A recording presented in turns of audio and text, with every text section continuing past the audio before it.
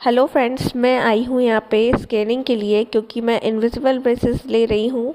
Choose किए हैं तो उसके लिए स्कैन कैसे किया जाता है आज मैं आपके साथ वो वीडियो शेयर कर रही हूँ, तो ज़रूर से देखें जिनको भी इन्फॉर्मेशन ये चाहिए। तो बताता है फोर्स लेवल्स, आपके कहाँ कहाँ फोर्स लग रहा है। जैसे नीचे के और ऊपर के दांतों में कांटेक्ट नहीं होना चाहिए, लेकिन आपके यहाँ पे लोअर टीथ पे कांटेक्ट हो रहा है, ये देखिए। इसलिए आपके लोअर टीथ थोड़े से शेक एट्रिशन भी हो रहा है इनका, है ना।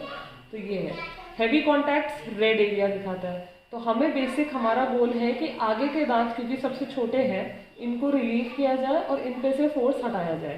तो इसीलिए अलाइनमेंट इसमें ज़रूरी है, लोअर में भी प्लस आपके अपर में भी। सी अपर और लोअर टीथ कैसे वो करना है, तो मैं अपर तो अलाइन कर दूंगी, लेकिन जब तक लोअर अलाइन नहीं होगा तब तक वो अपर को हिट करता रहेगा। आप समझ रहे ना। हाँ हाँ। अलाइन तो हो जाएगा ये, हाँ।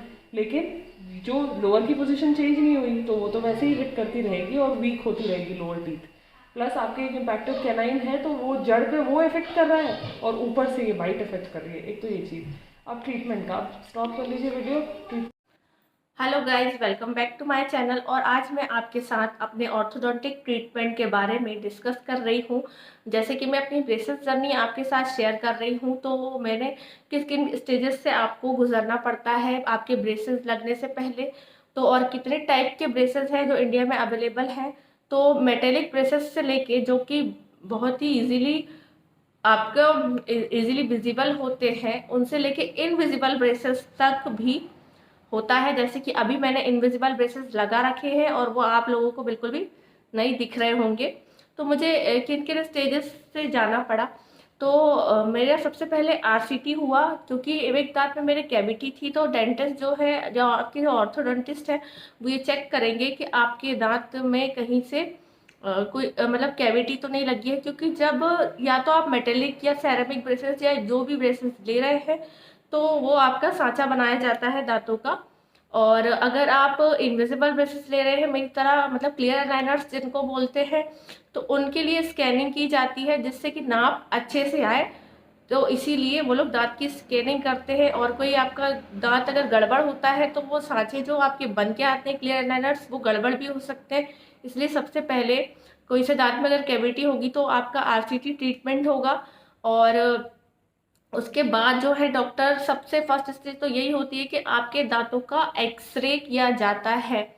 और मेरा जो है नीचे का एक्सरे, ऊपर नीचे दोनों दांतों का एक्सरे करवाया था डॉक्टर ने। उसके बाद ही फिर मैं कंसल्ट किया। जैसे कि आप ये देख सकते हैं, मेरे दांत के ऊपर दांत है और नीचे वाला जो है ये नीचे के दांत है। तो नीचे जो दांत है यहाँ पे मेरे को इम्पेक्टेड कैनाइन है नीचे। तो मैं सिर्फ जो है अपना ऊपर के दांत ही ठीक करवा रही हूँ। नीचे के मैं क्यों नहीं करवा रही हूँ, इसका रीज़न आपको ये बताना चाहूँगी कि डॉक्टर ने नीचे के मेरे हो सकते हैं बट सर्जरी के लिए बोला है, क्योंकि एक दांत नीचे यहाँ पे मेरा तलवे में है, जिसके कारण मैं तो सर्जरी से मतलब मुझे डर लग रहा है। तो इसलिए मैं ओनली ऊपर का ही करवा रही हूँ। और इनविजिबल ब्रेसेस मैंने चूज़ किए हैं जो कि बहुत ज़्यादा ही कंफर्टेबल होते हैं।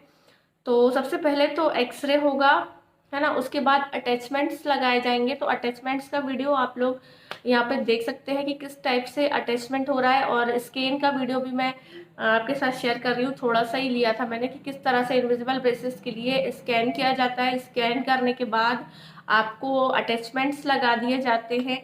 और एक्सट्रैक्शन आपको जो है ट्रीटमेंट से पहले ही करवाना रहता है, क्योंकि जब स्कैनिंग की जाती है तो जो आपके साथ चाहिए वो अगर एक्सट्रैक्शन आपके होना है आपके दांतों में, तो वो एक्सट्रैक्शन के हिसाब से ही बनाएंगे। ज़रूरी नहीं है कि सभी के दांत ठीक होने के लिए एक्सट्रैक्शन ज़रूरी हो।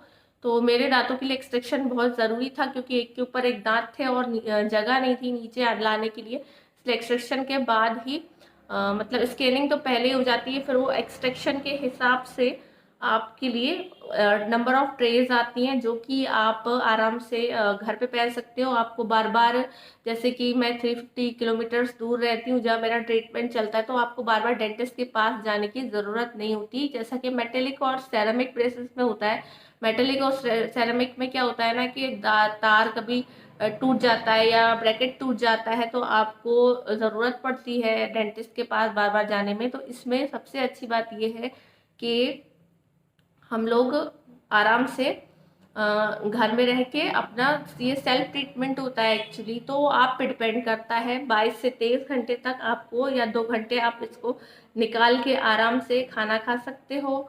और जो भी करना है इसमें, बस यही सबसे बड़ा कंफर्ट जोन होता है कि आप जो चाहे वो खा सकते हो। इसमें खाने पीने में कोई भी रेस्ट्रिक्शंस नहीं होती हैं। तो आगे भी मैं आपके साथ इसी टाइप से सब अपनी जो ब्रेसेस अपडेट है मैं आपके साथ अपडेट करती रहूँगी। तो मैं, अगर आपको मेरी वीडियोस पसंद आती हैं तो प्लीज़ मेरे चैनल को लाइक करें, सब्सक्राइब करें एंड शेयर करें।